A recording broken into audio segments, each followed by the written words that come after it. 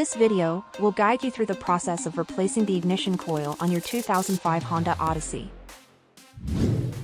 The ignition coils are located under the engine cover and are typically bolted near the top of the engine.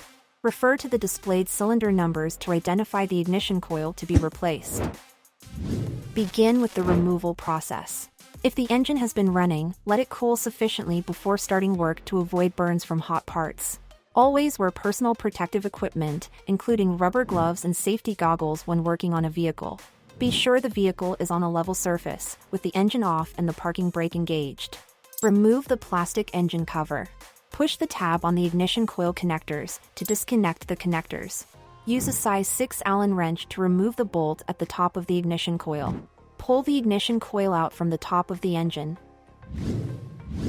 Finish by installing the ignition coils. Apply a light coat of dielectric grease to the inside of the new ignition coil insulator boot. Carefully insert the new ignition coil into the spark plug well. Seat the ignition coil on the spark plug. Use a torque wrench to tighten the ignition coil bolt to 12 Nm or 8.7 foot-pound. Do not exceed the specified torque value or damage to the ignition coil may occur. Repeat this procedure for the remaining ignition coils.